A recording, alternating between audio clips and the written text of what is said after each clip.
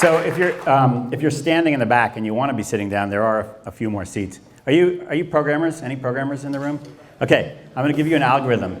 Look, if you're sitting on this side of the room, look to your left, and if that chair is empty, occupy it, and then do that in a loop.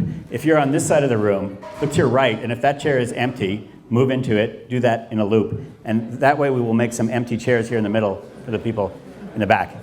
Okay, so now the people in the back are now obliged, because we've gone to all this trouble to make some conveniently located chairs in the middle to come down and sit in them. And they're easy escape chairs. So if I get really boring or stupid, or you can't understand what I'm talking about, you can leave in like 10 seconds because you're sitting in the aisle. Okay, much better. And I promise I won't throw anything at the people in the front row or spit or kick or anything. My name is Joel Spolsky. I hope I'm pronouncing that right. It doesn't. Everybody says to me, you're all thinking, oh, that means from Poland. Are you Polish? And I'm not. We thought it meant from Poland as well, although it doesn't make sense why you would say from Poland in Polish.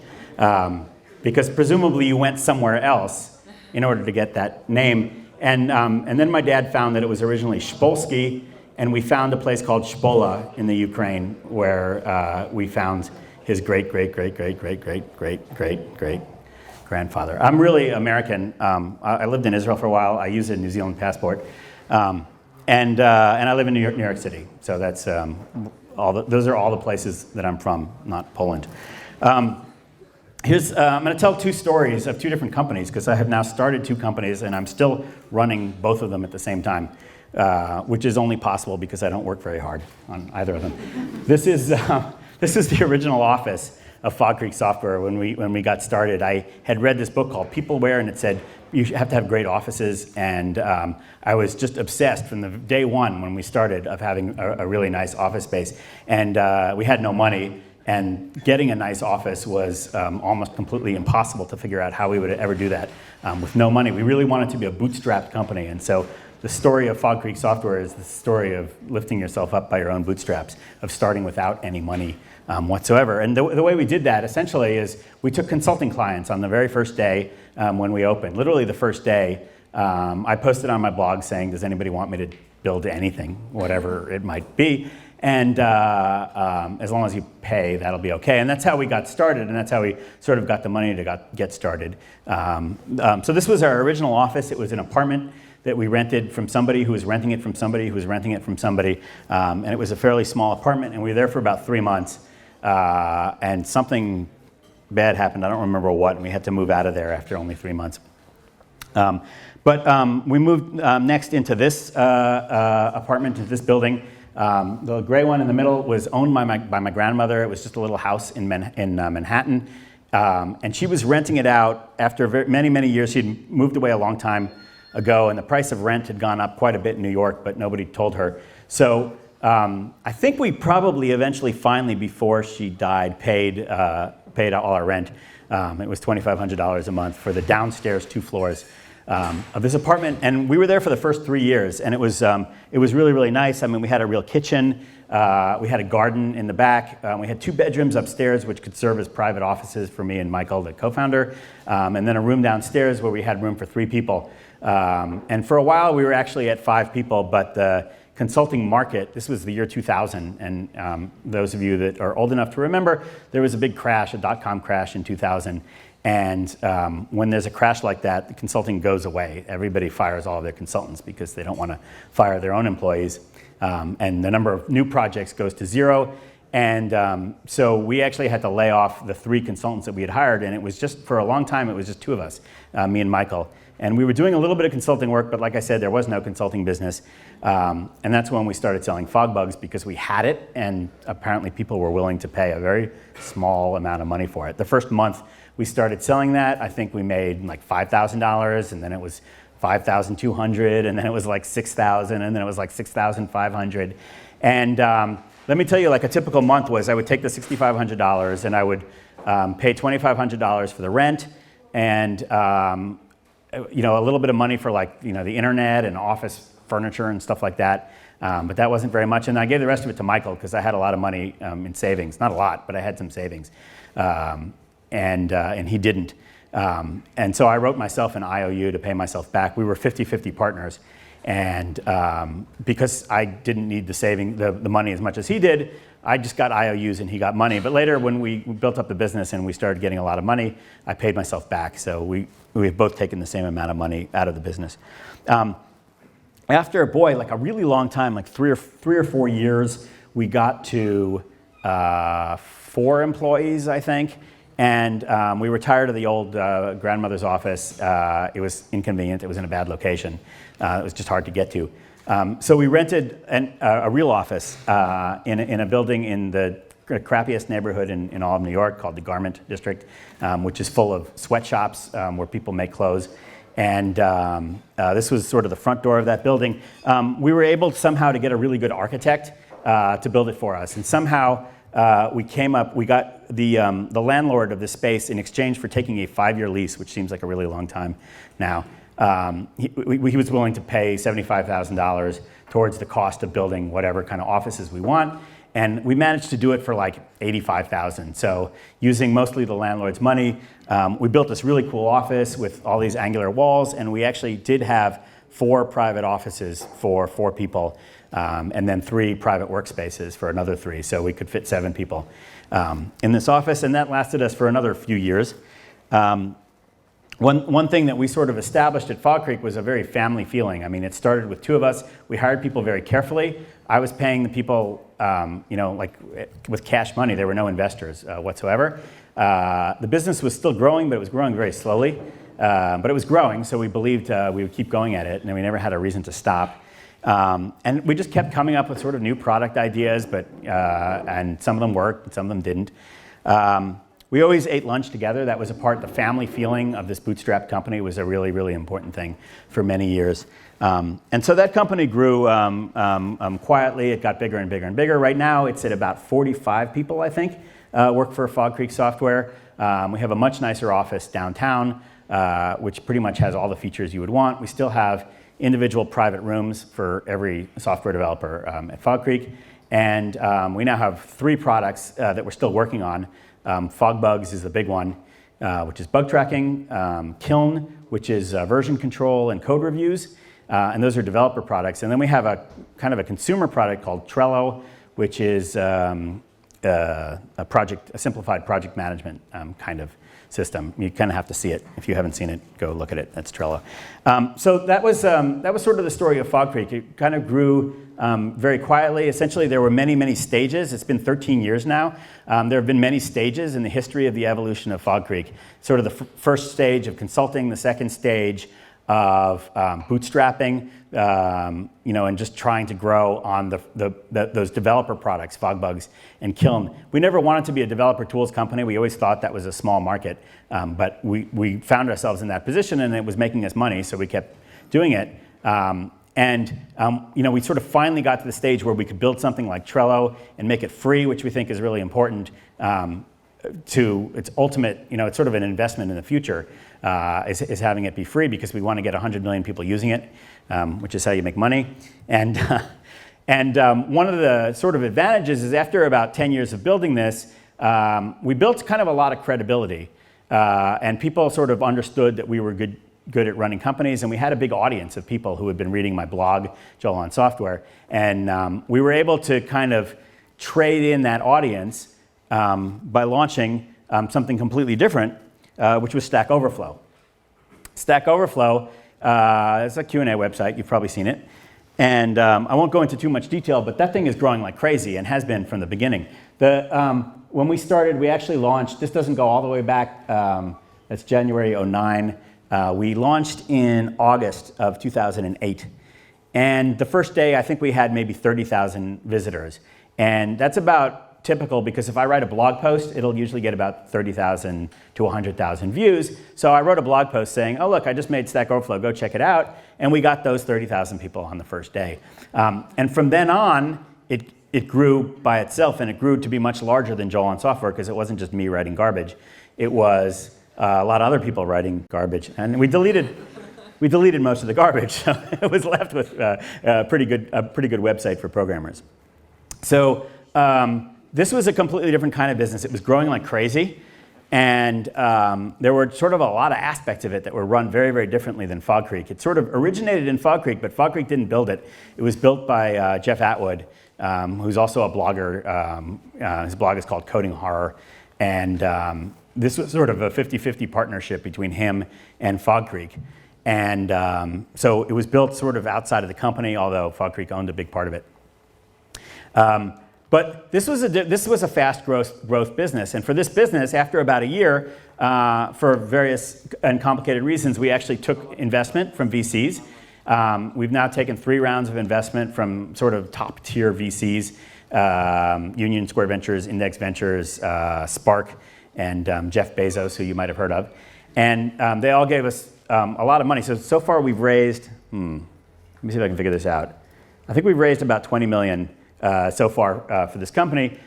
It's kind of highly profitable. It's growing really, really fast. We just opened a new office, which is 30,000 square feet, so 3,000 square meters, 2 floors of a skyscraper in New York. We built it. We spent $5 million on the construction of that office, just to give you an idea of how much we care about making an awesome workspace.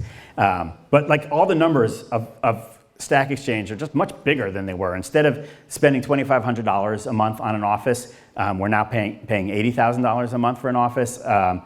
Everything is happening on a larger scale. But I couldn't have started it that way on day one. I kind of had to bootstrap the first company to establish the credibility in the audience that made it possible to make the second high-speed, fast growth company that can actually benefit from outside investments. So what I'm going to talk about, and the purpose of this speech, really, I've given you a little bit of the story behind the 2 companies, but I really want to talk about something that I even wrote about on my blog 12 years ago, which is that there are 2 kinds of companies. There are 2 kinds of tech startup, and everything about them is different depending on which kind of tech startup you are. And the 2 examples I used are Amazon, which you may have heard of, and Ben & Jerry's, which is an ice cream company. And the best way to see them is the organic growth company that grows slowly and organically, and the get big fast company, which for some reason needs to get very large very quickly or it's not going to work at all. And obviously in the get big fast case, you will raise venture capital because you have to get big quickly or it won't work at all. And in the organic company, you just sit there quietly and every month has to be better than the month before it. But as long as you can sustain yourself and as long as you're cash flow positive and as long as it's getting bigger every single month, then that kind of business can kind of go forever. And these are the 2 kinds of business. And the biggest thing that you can do, the biggest mistake you can make is not figuring out on day one which kind of business you're going to be.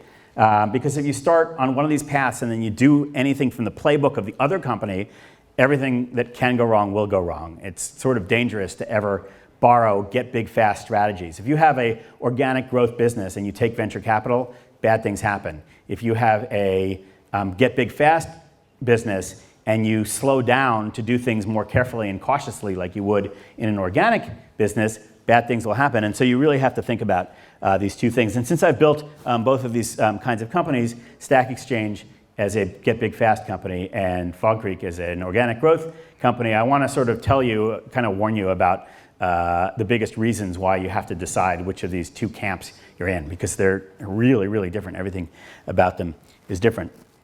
So number 1, the easiest way to decide which of these businesses you should be in is, or one easy way to decide is to look at whether there's competition for what you're building. And there are 2 classes of business. Again, the get big fast business is usually some kind of new technology, something that doesn't exist anywhere. And it's a land grab, meaning the more territory you capture or the more ideas you get or the more mind share or user base that you get, the more successful you'll be. And everybody else will show up very quickly and they'll start trying to grab that land. And so for whatever reason, you need to grab it all. And in that case, you probably have to be a get big fast business. So to look at some examples, obviously Facebook would be an example of a get big fast business, and social networks always are, because social networks' value comes from having everybody on there, right? Like if I make friends with one of you right now, you're probably on Facebook and I can probably friend you right away, but if I join some kind of weird social network that just got invented 10 minutes ago, then I'm not on it and we can't really use it to keep track of each other. So there's a lot of reasons why Facebook had to get big fast. But if we look at FogBugs, for example, that was bug tracking software, and there were already 38 companies making bug tracking software, and they were all well established. There was a lot of open source bug tracking software. And because we had established competitors, we weren't trying to grab any territory. We were trying to essentially take away territory from other people. So where does Stack Overflow fit, Stack Exchange? On Stack Overflow, we totally dominate for programmers, and we did practically since day one. But we're creating the Stack Exchange network, and there's 100 sites right now where you can ask questions and get answers on 100 different topics. But we think that there should be 4,000 sites, and I picked that number arbitrarily, but there should be sites on every single topic you can imagine where people ask questions and get answers on every single one of those topics. And we want to build all 4,000 of those sites, but we can't build them all in one day.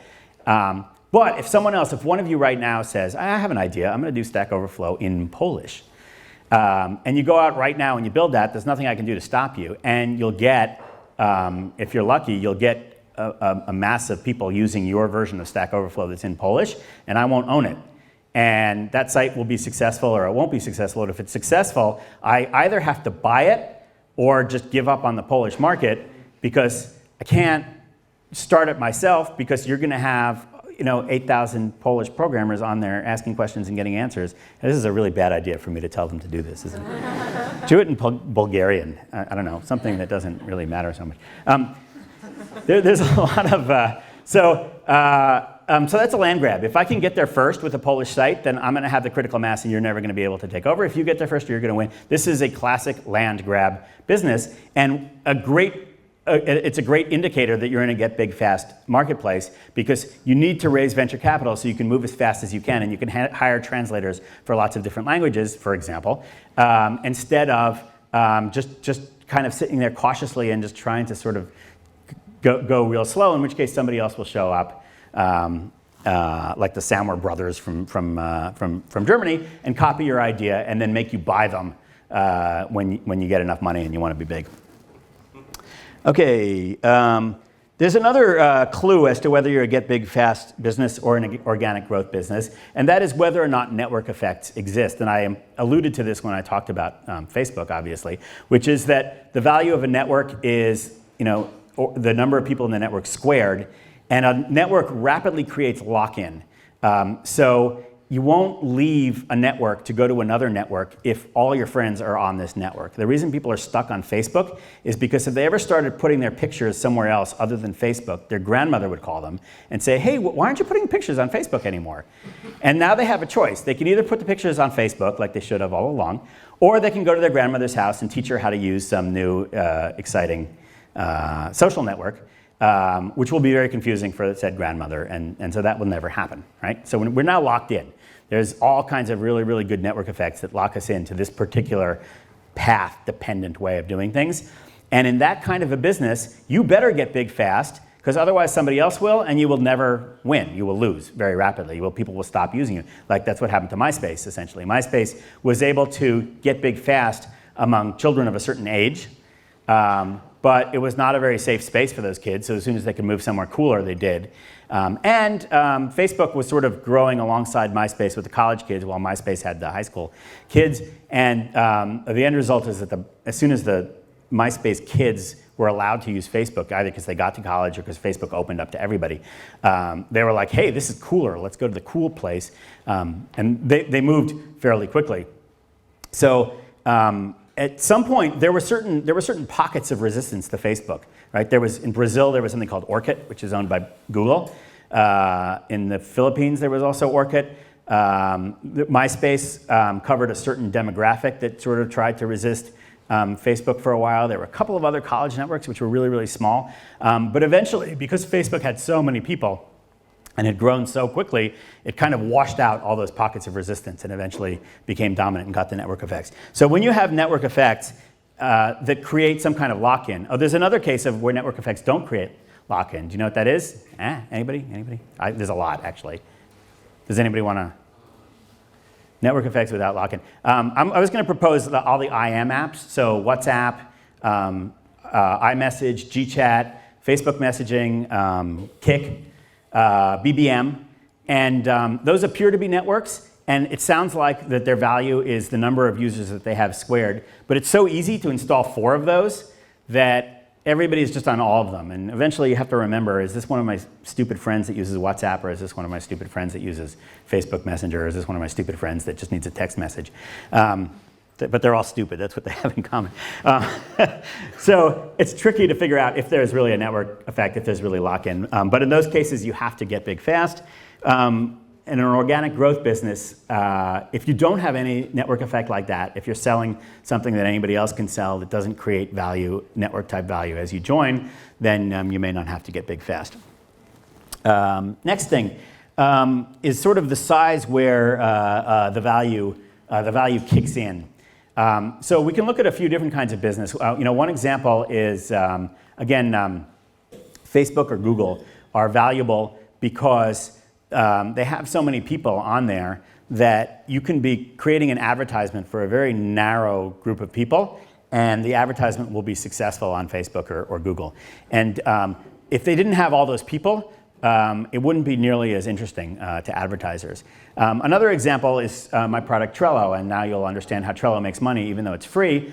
The product itself is free, and our goal when we started Trello was, this is the way we described it. We said Trello has to have 100 million users for free. And of those 100 million users, we want the 1% who get the most value from Trello to somehow pay us $100 a year. So I don't care about the 99% that don't feel like they're getting a lot of value. I want to sort all the users by value, and then the top 1% who feel like they're getting something huge out of Trello should be thrilled, indeed happy to pay us. If we can just make $100 a year from the top 1%, then that's a $100 million business, and that's awesome. That's about the size that we wanted that business to be. So that was our goal for Trello. In order to do that, you need to work on every single one of these things, but mostly you need to work on getting 100 million users. We're going to get, the people that get the most value from this are usually inside large organizations that are using a lot of Trello, and so what we sell is tools that allow large organizations to manage their Trello usage inside the organization, and they're happy to pay for it because it gives them some benefit and it doesn't detract from the Trello being free for everybody else. So the trouble is that with 1 million users, you can't make very much money if you're only selling to 1% of them. You really do have to get to 100 million users, and in that case, you're a get big fast business because you have to invest quite a lot ahead of time before you start to make enough money that it really works. The other kind of business, in the organic growth business, the first time you get a customer, you might even be breaking even. Obviously, a consulting business is like that, so it's the first thing you should do is start a consulting business because you break even as soon as you get one customer. They're paying you more than your operations cost. And kind of any kind of business, you sort of look at it and say, listen, if we had 23 users, honestly, would there be a business here? And if 23 users sounds delightful, that sounds like $23,000 a month or something that you can actually live off of, then that's a classic example of an organic business. You can build it over time. If it sort of sounds like you're saying, we don't know how we're going to make money off of this thing, but we can make money out of maybe 1 out of 100 people that use it, and we have to be really, really big, like we have to have everybody on it before it actually starts to work. An example would be Yelp. Restaurant reviews, not useful unless everybody is using it because you need to be able to get a lot of restaurant reviews. Otherwise, people won't go there because they can't find the restaurant that they're interested in.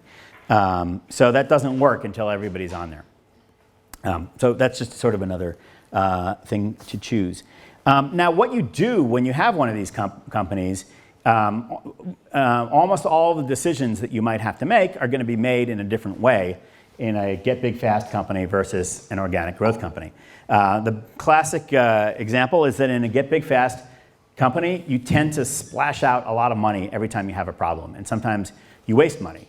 And whatever the problem might be, there's probably some way that you can solve it quickly by hiring somebody or firing somebody, or and maybe getting sued, and then you have to spend some money on that, or spend money on lawyers, or spend money on advertising, or spend money on going to some city to meet with a valuable customer, and it's a plane trip that you have to take, or advertising. You have a lot of problems when you're doing a startup. And in a get big fast company, the default is always going to be just spend the money, because it turns out as people like to say, software developers, it turns out, money is really, really cheap right now.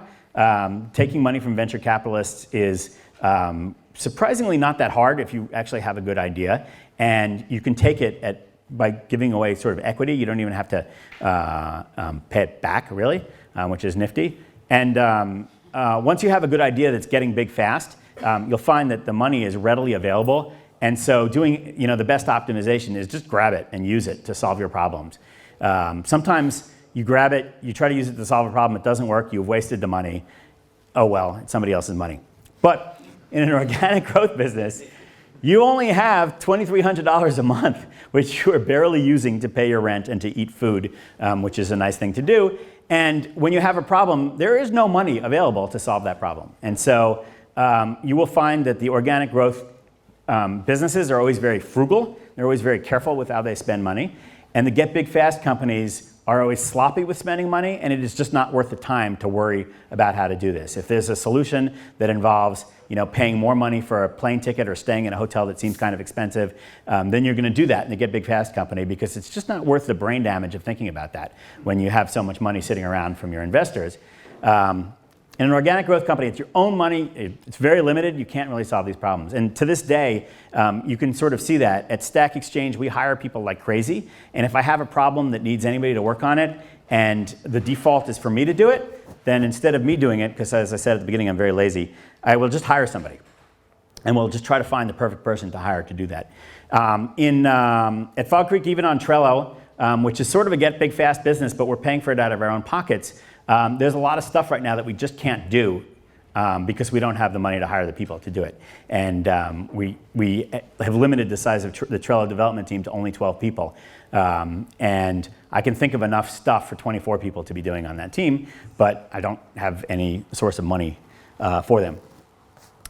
So you tend to be frugal and cheap in the organic growth company. Next slide, get big fast. Okay. There's a slogan that Mark Zuckerberg is famous for at Facebook: move fast and break things. Essentially, the idea is this: if you are not making any mistakes, there's sort of a meter of risk-taking, cautious. And most people try to be just on the side of cautious enough that they never make any mistakes. And the trouble is, if you're never making any mistakes, you don't really know if you're being just cautious enough or too cautious, because in all cases, you never make any mistakes. So you need to be in a position where you're making mistakes on a regular basis to even detect that you're taking enough risks or taking the right number of risks. You can't even tell where you are on that meter until you start actually making mistakes. So Mark Zuckerberg tells everybody, move fast and break things. Of course, if they break things, they get fired. But you are at least making lots of mistakes. And it's sort of interesting because that sort of proves that you're trying stuff that more cautious companies would be afraid to try, and that's one way of doing it. Obviously, in an organic growth company, a mistake can kill you. 1 month where let's say that you decide, hey, we're charging $250. I wonder what it would be like if we charged $25. So you change the price to $25, and then that month you don't get 10 times as many customers, which you were sort of hoping you would get 12 times as many customers at the cheaper price. You get instead twice as many customers at $25 than you got at $250. So now you are down by 80%. And you have to pay people. And remember, this is an organic growth company. So now you either have to lay off 80% of the people or somehow ask them to work for free, which they generally don't like. So one mistake like that can kill you. If you have piles of money in the bank that an investor gave you, why not? Just try $25 for a month. Let's just try it. What could happen? We could raise it again later. Who cares? The organic growth company has no way of ever finding out if $25 is a better price than $250. They have no way of obtaining that information because it's just too scary. But at a get big fast company, you can try all kinds of things. And the worst thing that happens is that you suddenly have less money in your bank account, which means that a printed piece of paper you get from your bank once a month has lower numbers on it. Oh, big deal. That's not so bad. It's not as bad as firing people. Okay. Another way to decide which of these businesses you're on is essentially to think of it like this. A get big fast company has a 1% chance, all these numbers are made up, a 1% chance of making $10 billion. So, you can think of the net present value of that is 100 million. An organic growth company has a 90% chance of making $10 million. Again, value 9 million. So which is worth more? This one is worth more unless you're only playing once. If you're only playing once, you're probably going to take this one, unless you're a gambler. So if you don't feel like you have a gambler part, if you don't play a lot of poker, you're probably going to be happier with an organic growth business, even though it's not going to get as big than you will be with a get big fast business. Or you can do what I did, which is you make both of them. You just do them in order so that you eliminate all the risk on the get big fast company. And obviously the huge difference here is where you get funded from. The organic growth company is funded entirely from its customers, and the get big fast company is built entirely from VCs. I guess Trello in this case is kind of a get big fast company, and instead of being funded by VCs, it's being funded by the partners of the first company that we made, Fog Creek Software, who are basically putting in money that they could have taken out. They're leaving it in the company to reinvest in this new product. And so we're able to behave as if we sort of had outside investment, even though we don't have any outside investors, if that makes any sense. But where you get the money from is the biggest, hardest decision. Get big fast, an important thing to remember is there are not a lot of companies that are successful at getting big fast. There might be a few hundred total. Every year there's like one in Silicon Valley, or two or three. And so it's a pretty risky kind of option. Organic growth companies, there are millions of companies like that, right? The restaurant on your street, if it's been open for more than a year, is an organic growth company. It's never going to get very big, but if it survived for a year, it's probably going to survive for 10 years. And somebody's making a living on that restaurant. It's just not very exciting. Most companies, the important thing to remember is that even though when you go to these startup events, all you ever hear about is VC, seed stage, funding, Class A, Series B. That's all people talk about. It's really important to remember that actually represents a tiny, tiny fraction of the successful companies that are out there. They just get the most press. And they get the most notice, and they're hot, and they're exciting, and it's fun, and they have these superstars as like Mark Zuckerberg and Jeff Bezos, who become kind of celebrities in their own right for having started these companies. But they really reflect a tiny, tiny fraction of all the value that's created in companies. And the most important thing, which I said at the beginning, and I will conclude with this, is that you really have to pick one, and you have to decide which of those tracks you're on. Because every one of these things I told you, you will screw up if you take the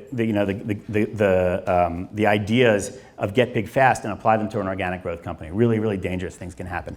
If you take, for example, if you have an organic growth company and your job is to displace a competitor rather than launch a new thing that is completely new where you're trying to grab territory, if you take VC, all kinds of bad things will happen to you because you'll grow too fast. You'll actually grow faster than you have an ability to sort of sustain. And you don't need to. If you're displacing a competitor, all you have to do is peel away one customer at a time until eventually when you take the 20%, when you've hit 20% of their customers, the next 50% will arrive in a week. That always happens. So you get this phase shift and then you become 80%. And that's what happens in trying to displace a competitor market if you're winning and if your product is very good. If you get a whole bunch of VC and you try to displace a competitor, it's unbelievably hard. It's very expensive to peel those customers away. And so you may use up all your money before you've peeled away the 20% that you need for it to shift. And you may hire a marketing team and a sales team that's going to go out there and try to sell your product before your product is very good.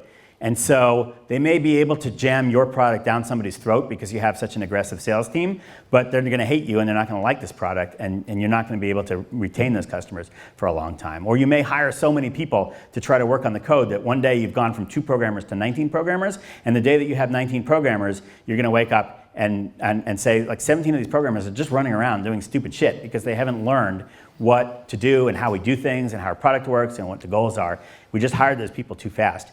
And that's the kind of, go fast and break things kind of mentality that you really can't afford if you're really in an organic growth business. So every possible mistake that I can think of is usually a form of, being this kind of company and using one of those strategies, or being this kind of company and using one of those strategies. All of those things will kill you. So that's all I have. I'm going to take some questions, but thank you very much for listening up until now.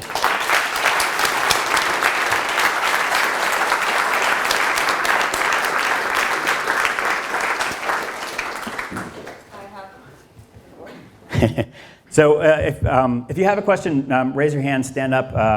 What I'll do is I'll repeat the question. That way we don't have to pass around a microphone. Okay. You know, you have one. I have two short questions. One is, having for quick, why did you decide to found the stock exchange of Stack Overflow with Jeff Atwood? Because he had this big blog running, so you want to sum up those people who were involved with those. And second is, you're saying that you should start with a decision in which camp you are, but when, if you decide you are the grow big fast, when should you take the money? Because if you take it too early, you will have to give up. Okay. All of you. Yeah. So two questions. The first one was, when did we? Why did we start Stack Overflow with Jeff Atwood? My original intent was to. It was my idea, and I really wanted to do it inside Fog Creek. But we were an organic growth business, and we just didn't have enough extra people to work on it. And Jeff Atwood just happened to call me up that very day and say, "Hey, I'm a blogger." And I was like, I know, I read your blog. And he said, "You know, I'm actually making a lot of money off my blog. I'm thinking of actually quitting my day job and just being a blogger." And I said, "I have a better idea. Why don't you do this?" And I described the original idea of Stack Overflow to him, and actually somehow persuaded him. And I said, "So let's start this. The two of us will start this as a company." And we sort of figured it out how we were going to kind of organize it.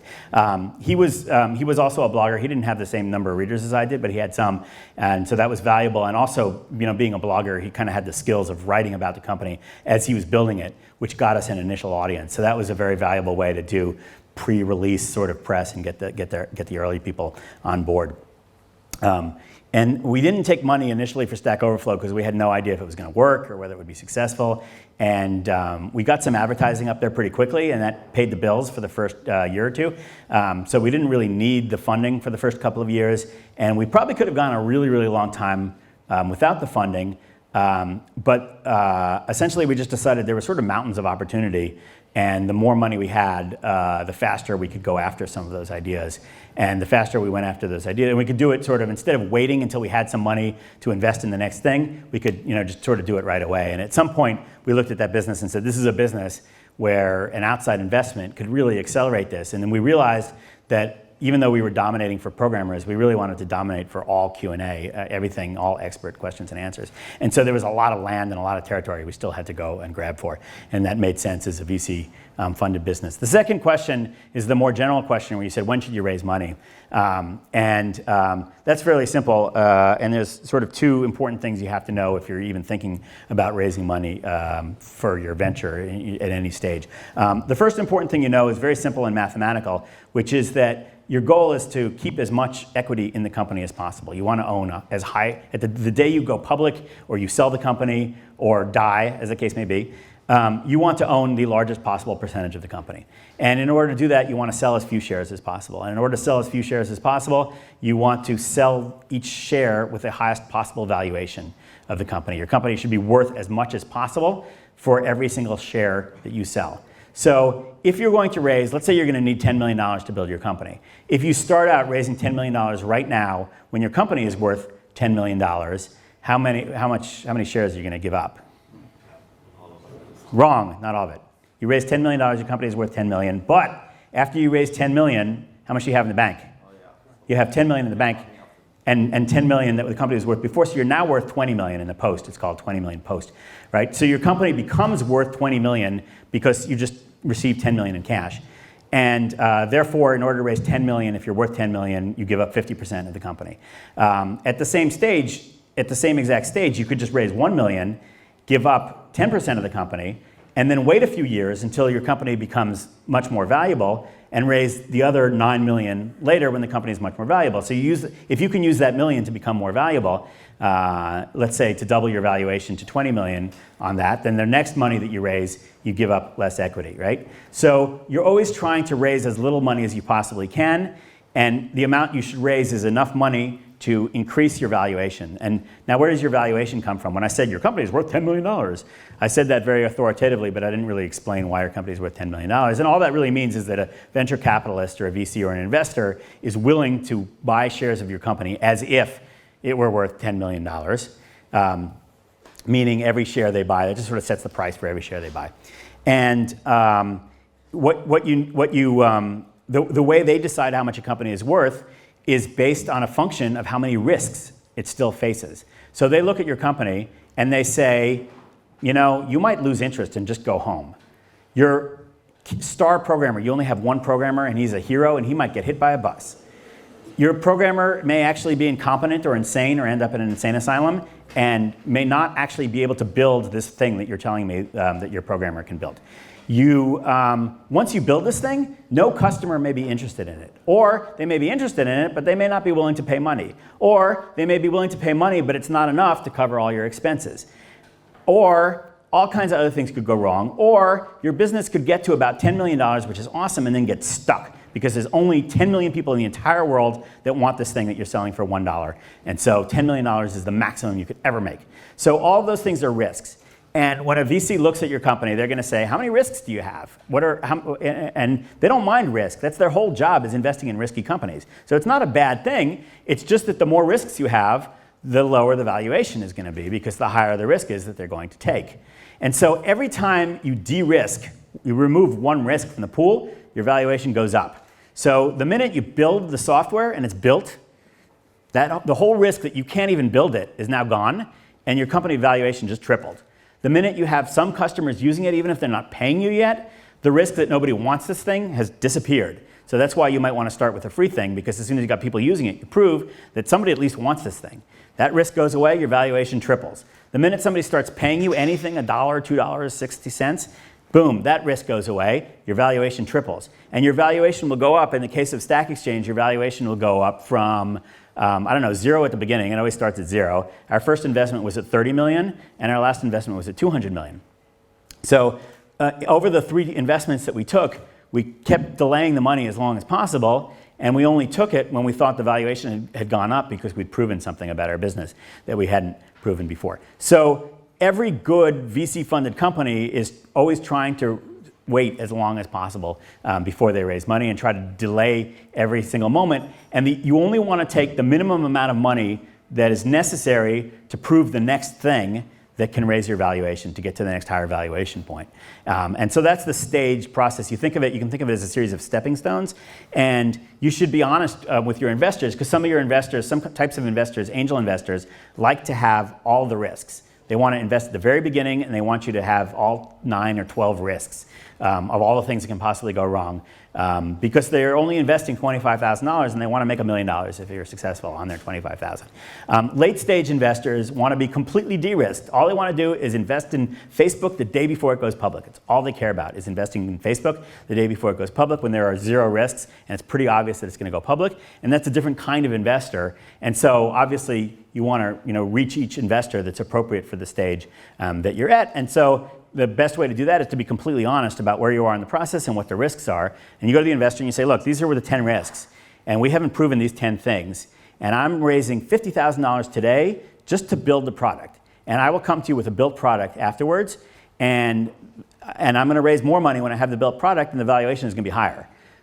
So just let me know if you're interested now before I built it, when we have that risk, in which case you can get 10% of the company for your $25,000. Because the next time I come to you, I'm not even going to be interested in $25,000, it's going to be $250,000, and you're going to get 6% of the company. So does that mostly answer that question? Yeah. The last thing I would say is sort of a good rule of thumb is, if you go and try to raise money and it's turning out to be really, really difficult and everybody is closing their door in your face, then stop. Go back, remove some more risks, and then try to raise it again. It should be really easy to raise money. Otherwise, you're not going to get good investors, and it's going to be a pain. They're going to be a pain to you. Okay, right here.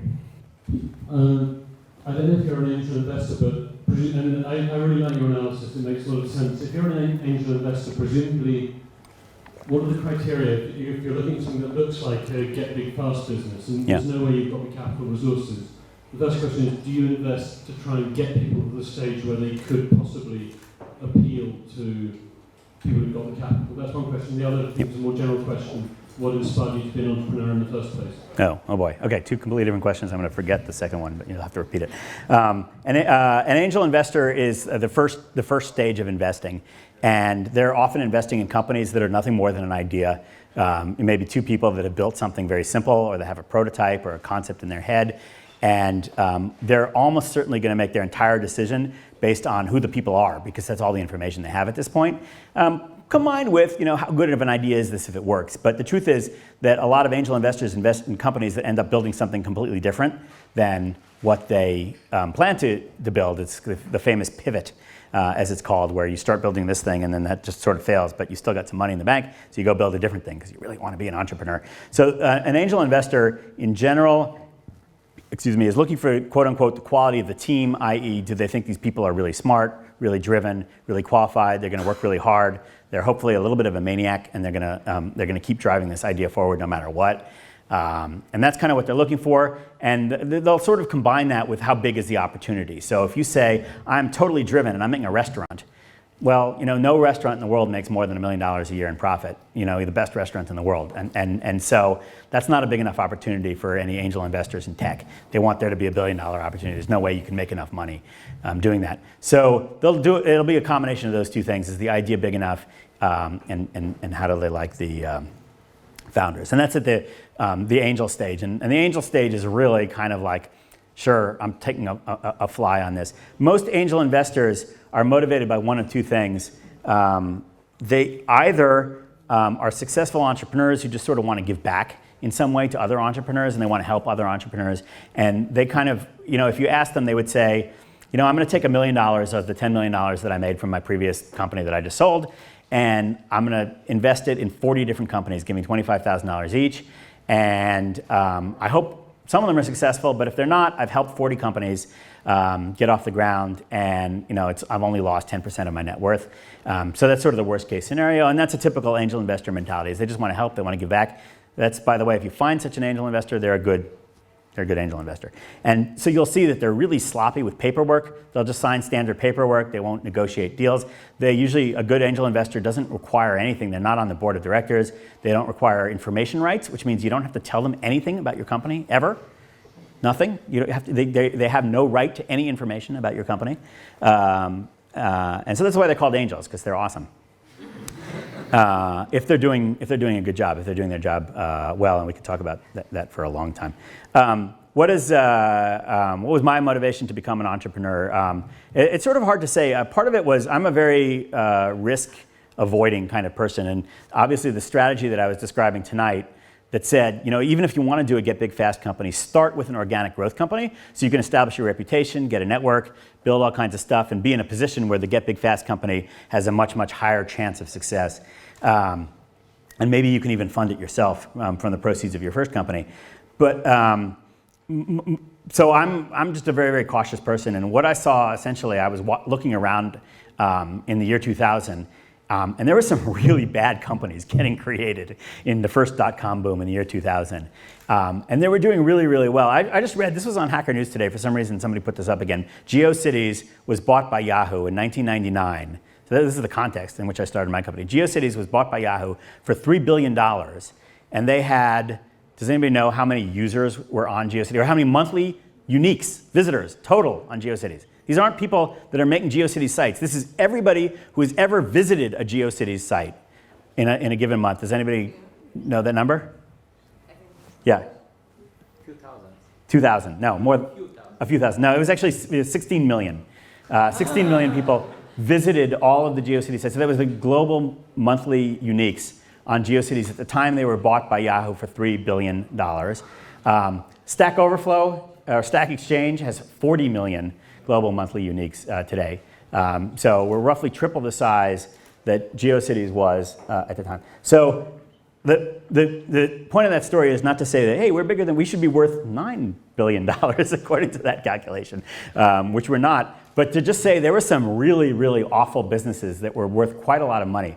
And so essentially I thought to myself, if I could just be 10% less stupid than all these companies, I too can be a successful entrepreneur. Like, the bar was not very high to be a successful entrepreneur, and that's what made me, sort of personally feel like I could leap that hurdle. That was sort of combined with the fact that there were a lot of bloggers in those days that were blogging about what they were doing. There was Philip Greenspun at Ars Digita and Dave Weiner at Userland. Were starting to tell the stories through what later became called blogs of how they were building their companies. And those two in particular sort of made me understand all the mechanics of making a successful company to the point where I kind of felt like I knew what I was getting into. Now, it turns out that I didn't. I did not know what I was doing. Nothing worked out as I predicted at all, and the entire market crashed. It was a complete disaster, but by then it was too late. And the company was already in existence. Any other, I can't see because of the light shining in my eyes. Thank you. So you mentioned that the central thing with starting your growth business was that you had a blog and you have this critical mass that you can,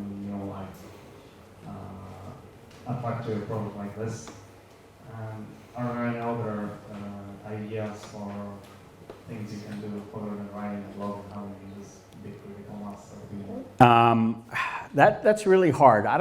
It depends on the type of business that you're building, but what's really interesting is essentially your business, if it's a network effect kind of business, like a social network, or something that in some way benefits from having a lot of users, or you need it to get big fast and have a lot of users.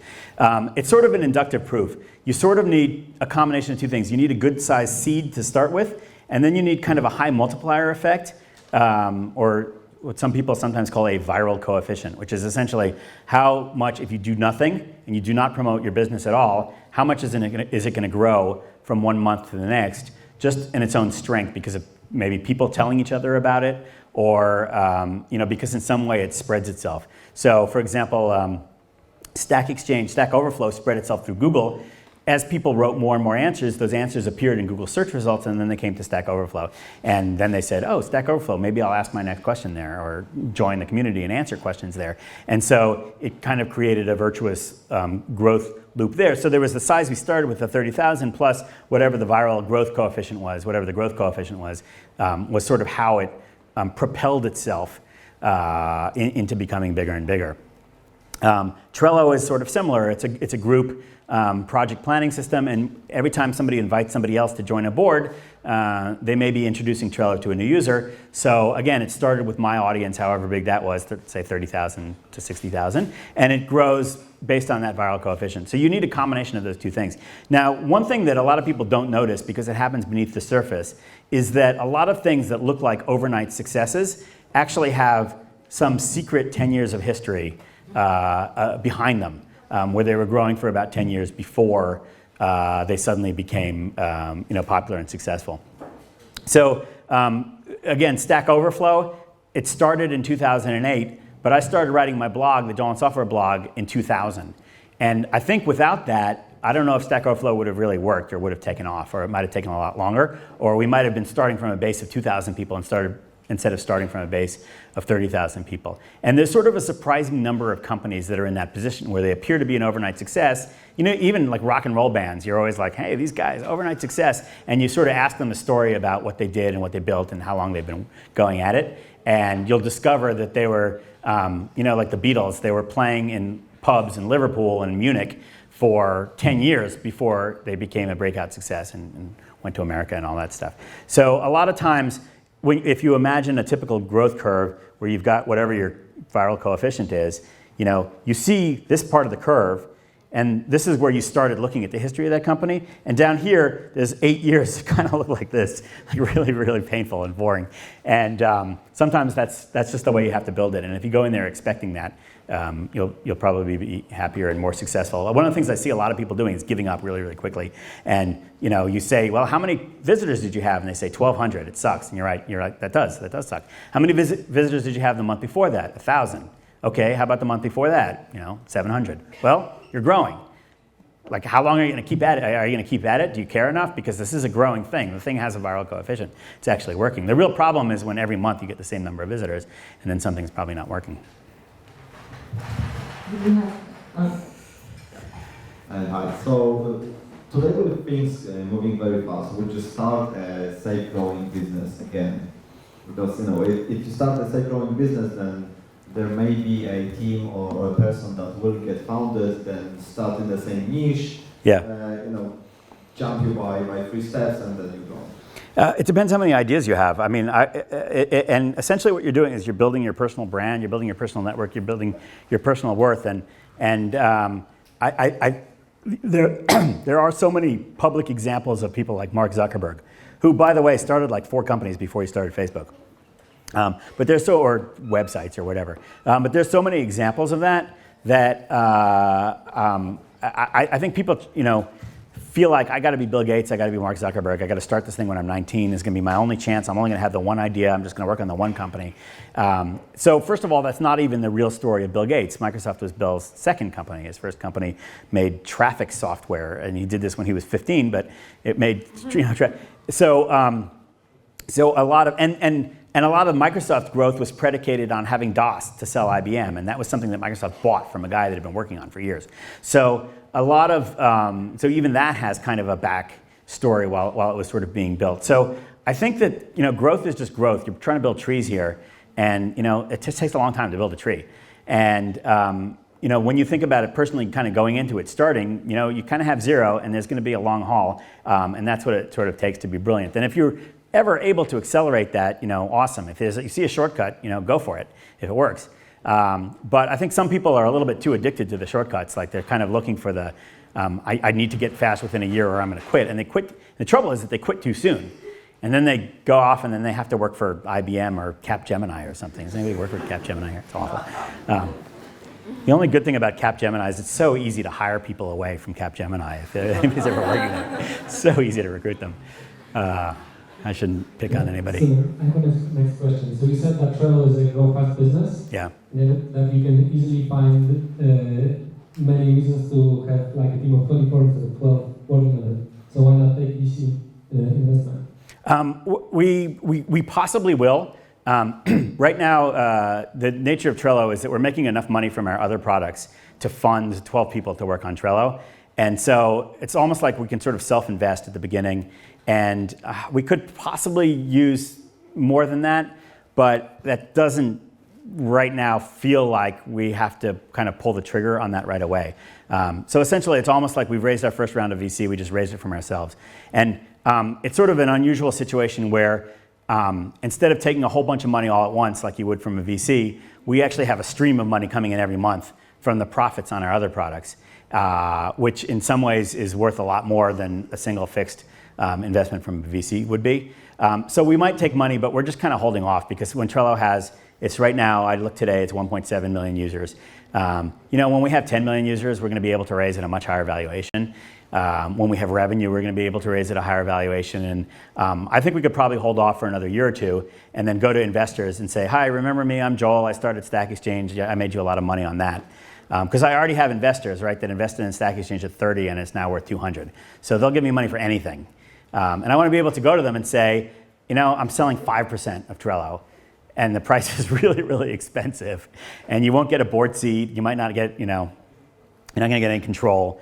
Do you want to join for the ride? And then I haven't diluted as much. But I think you're right in that if we're slowing down Trello because we're being too cautious about spending money, then we're probably making a mistake.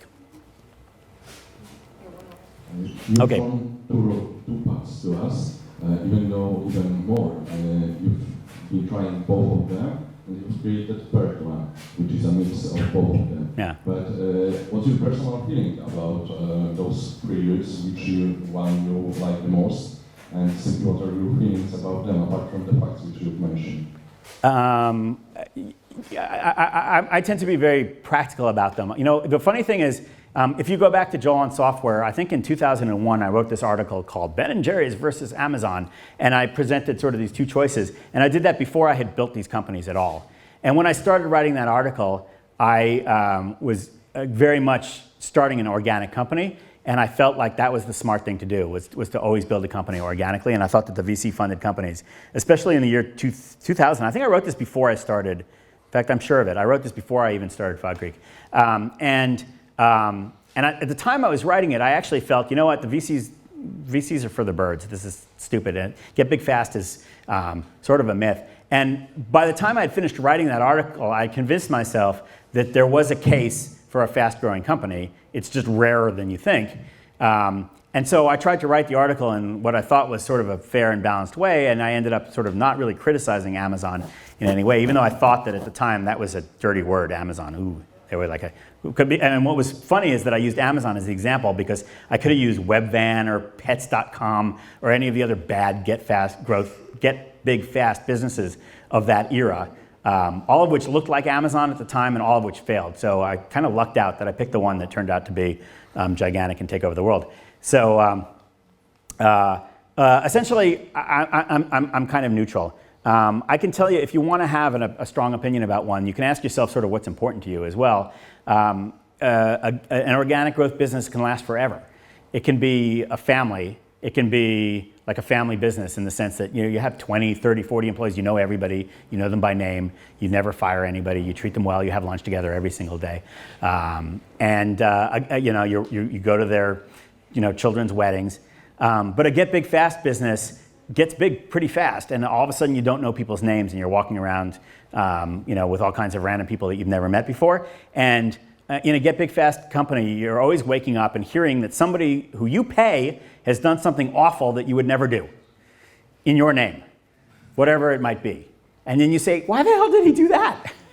And partially it's because you got big too fast. So you hired people that don't share your values, or you failed to teach them your values in some way because you got big so fast. All of a sudden, you go from 100 people to 1,000 people walking around, and they're sitting on tables, and they have no law. They're like children. It can be distressing. A part of it is sort of asking yourself whether you want to be building a big corporation or whether you want to be building kind of a long-term family type business. It's not always that way, but it usually is. I think I have time for one more question. This is just sort of continuing a little bit from that last question. I think your analysis is great, and it definitely applies and works really well in a market like the States, where there's a very established VC industry and a lot of smart money looking at ideas at the early stage and also looking at big ideas that have big potential. Yeah. My question would be, what advice would you have for a market like Poland, where maybe there's less of an established VC industry?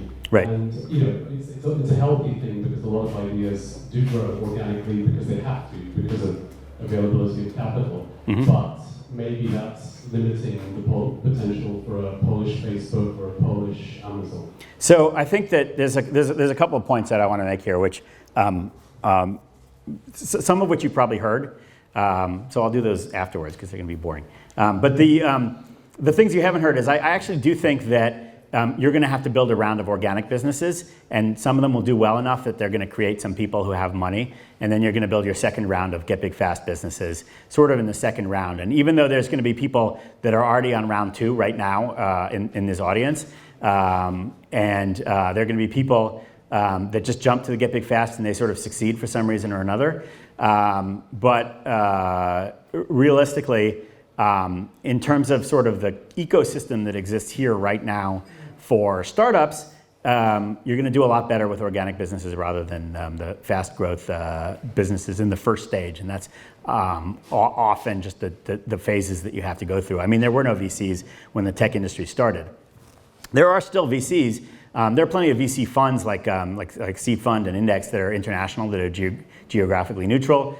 So it's certainly possible to raise money here if you need to. But I think you probably have to be more advanced on average than you would have to be in Silicon Valley to be able to raise money here. And there's just not as much of an ecosystem of all the things that you need. I mean, you need startup lawyers that know how the standard documents are done. You need landlords that know how to rent cheap office space to startups. You need kind of a whole ecosystem, and you're starting to have some of those things in place. But while you get there, this may be a 2-phase project. There may be a 5-year phase of a lot more bootstrapped and organic businesses, and then before you start with the get big fast businesses. The second thing I'll say, which is probably obvious, and I don't know if you've heard this lecture a million times, but the second biggest company after the U.S. for tech startups is Israel. Sorry, the second biggest country after tech startups is for Israel. And there are kind of a lot of reasons for that. But one of the key reasons is that nobody in Israel was ever tempted to make a product for the Israeli market because it's too small. And I am seeing a lot of companies in Poland that say, hey, 44 million people, let's make a product for the Polish market. And what they're doing is essentially copying something that may already exist, but just not in Polish or just not for the local market, and building those things. And those are going to be awesome companies, and there's nothing wrong with them, but they're never going to attract international VC. And at some point, they're going to be hobbled the first time they try to localize for the rest of the world. It's not going to be nearly as common. So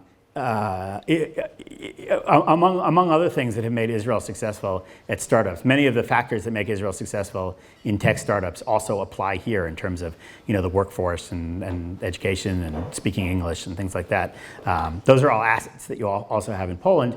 But one of them that's really important, which I think some of you care about, some of you may not have noticed yet, is you have to start by building for export, but for the world, for the global market. Has to come first. What am I leaving out? Any other lecture things I should say? I'm just asking Ella if she has anything she wants me to say from on high while I have this SO platform available here. I'm happy. So Cool. I think I saw some people who still have questions. I'm sure they can catch you somewhere as you're casually having your beer. I think you'll hang out here for a few more. I'll hang out for about 15 more minutes. For all those of you who asked me a question, come up and I have a couple of stickers. I'll give you some stickers that you can wear. But thank you very much for coming. Yes, thank you.